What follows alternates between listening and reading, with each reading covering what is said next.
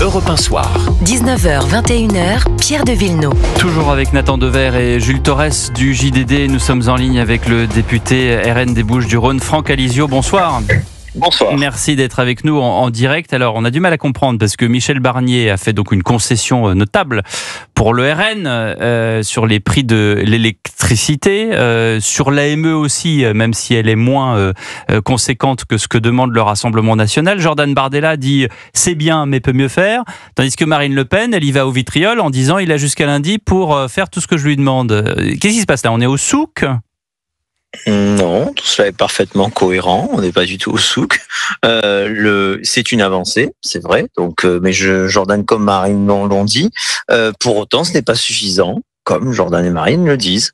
Et alors sur l'électricité, d'abord, l'annulation de la taxation, de la hausse de l'augmentation d'impôts n'est pas complète, ce n'est qu'une partie. Ce budget n'existerait pas, on resterait sur le budget de l'année dernière. La baisse sur l'électricité serait plus forte. Et sur l'AME, je suis désolé de vous le rappeler, parce qu'on a une petite expérience en politique maintenant. C'est une promesse de Gascon, c'est la même que nous avait faite Madame Borne, il y a lorsqu'elle était aux affaires, elle nous avait promis, vous inquiétez pas, l'année prochaine, je réviserai l'AME, parce que c'est ce que nous dit Monsieur Barnier, c'est l'année prochaine, je la réviserai. Bon, on l'attend toujours la révision de Madame Borne. Donc non, on a une feuille de route. Cette feuille de route, elle est entre nous et les Français. C'est-à-dire que nous souhaitons faire un bouclier pouvoir d'achat, c'est ce que nous avions promis pendant la campagne. Nous nous tenons sur cet objectif de bouclier pouvoir d'achat. Donc il y a ce qui a été avancé par le Premier ministre, il y a ce qui n'a pas encore été avancé par le Premier ministre et qu'il faut que ce soit acté d'ici lundi prochain, le vote du PLFSS. Jules Torres. Bonsoir Franck Alizio. Après le discours de politique générale de Marine Le Pen, elle avait fixé un certain nombre de lignes rouges, notamment sur la proportionnelle, sur l'immigration. Ça, a priori, le Rassemblement national va obtenir des victoires. Aujourd'hui, sur la question du budget, il y avait 4 lignes rouges. Michel Barnier en a répondu à 2. Est-ce que vous n'avez pas un petit peu l'impression que le RN aujourd'hui est un petit peu gourmand? Et ce n'est pas nous, on a l'impression que c'est des concessions que l'on fait c'est des concessions que l'on fait aux Français. Nous ne sommes que les porte-parole des Français au sein de l'hémicycle. Nous sommes le premier groupe, donc ça nous donne une responsabilité supplémentaire. Il n'y a pas de premier groupe. Sur l'immigration, sur la proportionnelle, vous êtes sympathique, mais c'est des promesses. Et les promesses, depuis Charles Pasqua, les promesses n'engagent que ceux qui les reçoivent. Donc pour l'instant, ce ne sont que des promesses. Là, le budget, c'est immédiat. Les concessions, surtout que les concessions que l'on demande peuvent être compensées par des propositions d'économies que l'on a également proposées. Ils n'ont qu'à piocher dans les économies. Pourquoi l'AME, ils ne réduisent pas tout de suite le budget? Ça peut être immédiat. Pourquoi l'aide au développement, ils ne le réduisent pas tout de suite? Ça peut être immédiat. Donc, vous comprenez bien. Enfin, on n'est pas des limpins de 6 semaines. On sait très bien que s'il n'est pas acté et acquis maintenant, ça ne le sera jamais. Et encore une fois, c'est dans l'intérêt des Français. Enfin, nous ne sommes que les porte-parole des 11 millions de Français qui nous ont fait confiance. Nathan Dever. Oui, bonsoir Franck Alizio. Moi j'ai une question. Si vous faites voter, si vous faites tomber ce gouvernement par une censure, est-ce que vous ne pensez pas que vous risquez, à long terme d'ailleurs, de créer une situation où même votre électorat se retournerait contre vous dans la mesure où il pourrait y avoir des conséquences économiques désastreuses? On est dans une situation économique tellement fragile.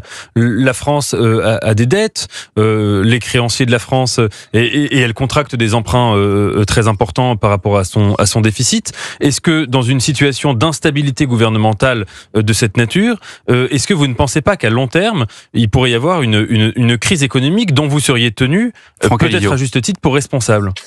Non, à minima pour 2 raisons. Premièrement, on a la chance d'avoir 143 députés.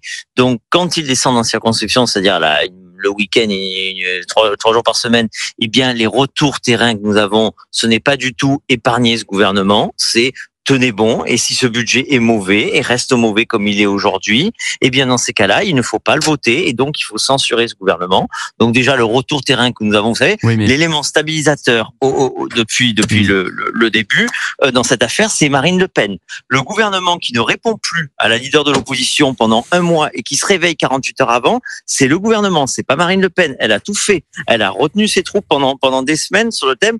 Laissons-lui sa chance. Et deuxièmement, ce budget, excusez-moi, mais c'est tout sauf un budget d'assainissement des finances publiques. Ce budget ressemble aux 30 derniers budgets que la France a connus, c'est-à-dire des augmentations d'impôts et très très peu d'économies. Donc si c'était un budget qui est arrivé avec de franches économies et pas d'augmentation d'impôts, on aurait dit ça c'est une rupture par rapport à ce qui existe et on aurait pu appeler Monsieur Barnier capitaine courage. Ce n'est pas le cas. Il ressemble à tous ses prédécesseurs. Donc ce budget est un budget de crise financière qui va accompagner la crise financière, mais qui ne va pas assainir la situation. Dans l'esprit de Marine Le Pen, Franck Alizio, cette censure, si elle est prononcée lundi, elle appelle en fait, dans votre esprit, une autre censure qui est celle du président de la République pour appeler des élections présidentielles anticipées. C'est ça le vrai but. Nous, jusqu'au bout, on est respectueux des institutions, c'est-à-dire que lorsqu'un gouvernement tombe, eh bien, le président de la République consulte l'ensemble des groupes parlementaires et des partis politiques pour trouver un nouveau Premier ministre. Voilà. C'est pas ce qui manque dans la classe politique. Monsieur Bayrou sera candidat, Monsieur Lecornu sera candidat. On verra. Et puis, oui, à un moment donné, si le président n'y arrive plus, si le président n'a plus de légitimité, eh bien oui, la question de sa démission se posera. Mais pour l'instant, ce n'est pas notre affaire. Pour l'instant, notre affaire, c'est de voter ou non un budget. Un gouvernement Lecornu qui record d'impôts et très peu d'économies. Un gouvernement Lecornu, puisque c'est le nom qui circule, oui, après tout, il fait des dîners avec Marine Le Pen et Jordan Bardella. Est-ce que c'est un nom qui vous plairait, Monsieur Alizio? Ce qui nous plaira, c'est un Premier ministre qui ne rompt pas le dialogue avec le premier groupe au sein de son Assemblée nationale. Voilà. Si la situation est telle qu'elle est aujourd'hui, c'est parce que Monsieur Barnier n'a plus donné signe de vie à Madame Le Pen et à notre groupe pendant un mois. C'est lui qui a abouti à cette situation. Et Monsieur Lecornu, la stratégie du chien crevé au fil de l'eau, ça a réussi rarement. Eh bien, il a voulu l'employer. On se retrouve dans cette situation. On aurait pu dialoguer, construire, avoir des échanges, voilà. Et on les a pas eu. On a fait même un contre-budget. Ben voilà, pas d'échange. Ben on se retrouve dans une situation de crise. Merci Franck Alizio d'avoir été avec nous en direct sur Europe 1. Europe 1 Soir. 19h, 21h. Pierre de Villeneuve. Bon, c'est pas simple, hein. Non, c'est pas simple. Mais alors, le mot a été lâché. Ça nous a amusés. Tous les trois dans ce studio, parce que c'est vrai que il est murmuré le nom du ministre de la Défense pour l'instant. On sait par différents biais, par le JDD, par les informations qu'on appelle de couloirs, les couloirs feutrés de la République, que Monsieur Lecornu, l'actuel ministre de la Défense. Alors je sais pas quelle est vraiment la matière qu'on a sur ces échanges avec Marine Le Pen? On n'a pas grand-chose, mais en tout cas, on sait que il y a des ministres qui traitent aujourd'hui Marine Le Pen. Il y a Gérald Darmanin, par exemple, mais on sait qu'entre eux, c'est compliqué pour des raisons politiques. On sait qu'avec Sébastien Lecornu, qui est beaucoup moins dans le flot de l'actualité, hein, c'est le ministre des Armées, il ne va pas faire des interviews, il n'est pas dans la poloche, comme on dit souvent dans la politique politicienne. Il a dîné avec sauf qu'Édouard Philippe, il est un petit peu tributaire aussi de ce qui se passe aujourd'hui dans le pays.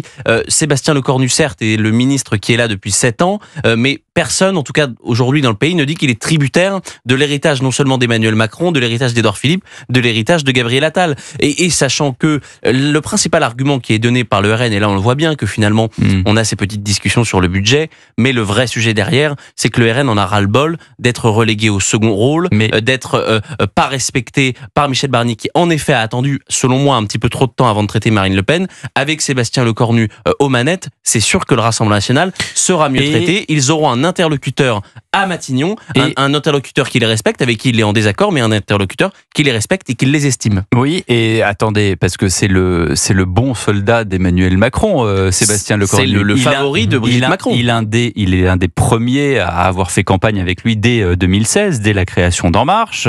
Et est-ce que ça n'est pas, Jules Torres, aussi un pare-feu à ce qu'on dit, cette espèce de petite musique qui monte non seulement à gauche, mais également, on l'a entendu encore hier sur BFM TV, dans la bouche de Jean-François Copé, celle de la volonté de voir le président démissionner. Il y a 3 choses. Donc déjà, la première des choses, c'est qu'en effet, c'est le favori de Brigitte Macron. C'est le seul ministre qui est là depuis 7 ans. Il n'y en a aucun autre. La deuxième des choses, c'est qu'il est, un des favoris du Rassemblement national. Parce que ce que dit Michel Barnier, par exemple, à son entourage, dans son cabinet, c'est « mais par qui ils vont me remplacer ?»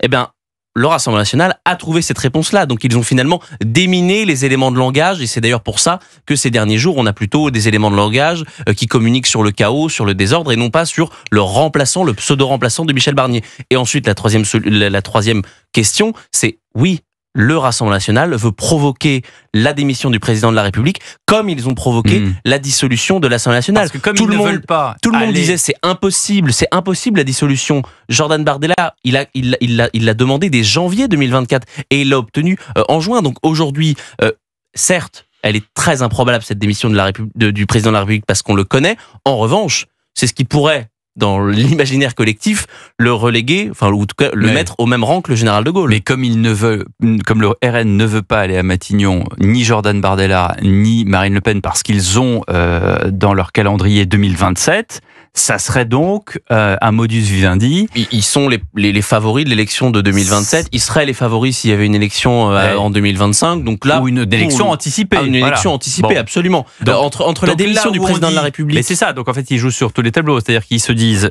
s'il y a une présidentielle anticipée, de toute façon, on est là. Et s'il n'y en a pas, il y a le cornu, il peut nous faire un pare-feu. Absolument, c'est-à-dire qu'aujourd'hui, le RN veut répondre à toutes les questions. Voilà, Nathan Dever, pardon, je vous ai fait passer un petit tunnel. Non, mais c'est comme dans la salle d'attente. Alors, donc, Nathan Dever. Moi, je crois que Sébastien Lecornu ou Michel Barnier ne changent absolument rien au vrai problème, qui est qu'aujourd'hui, vu l'état de l'Assemblée nationale et vu les positionnements des différentes forces politiques, de toutes les manières, c'est Marine Le Pen et c'est le Rassemblement national qui pourra décider de faire tomber des gouvernements, qu'il soit un gouvernement dirigé par M. Barnier ou par M. Lecornu.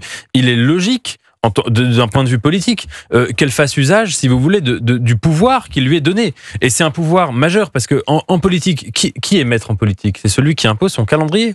Mais celui qui décide. Ils feront pas tomber un gouvernement Lecornu qu'ils auront souhaité. Ça sera très compliqué, en effet. On ne sait pas. De la même manière, ils vont pas casser leurs jouets. Moi, j'entendais ce que vous disiez, Jules Torret, sur le fait qu'en effet, pour le ministre de la Défense. Elle avait dit qu'il y avait plusieurs types de lignes rouges. Il n'en demeure pas moins qu'au début du gouvernement Barnier, elle avait dit quand même plusieurs fois que ce gouvernement tiendrait tant qu'il y aurait du respect vis-à-vis des électeurs de Marine Le Pen. C'est une des lignes rouges, en effet. Et de ses représentants. Et jamais Michel Barnier n'a manqué de respect à quiconque. Et pour autant, aujourd'hui, elle parle d'une ligne rouge qui est plus importante. Je crois que Marine Le Pen est dans une politique de la gradation, ce qui se comprend, et qu'elle ne s'arrêtera pas. Et elle aurait d'ailleurs, politiquement, stratégiquement, elle aurait le tort de s'arrêter. Puisque c'est elle qui maîtrise le tempo. 20h44, une pause dans ces longs tunnels, mais qui permettent quand même d'y voir plus clair, convenons-en. 20h44, Maël Hassani pour le rappel des actualités dans un instant et on reprend le débat.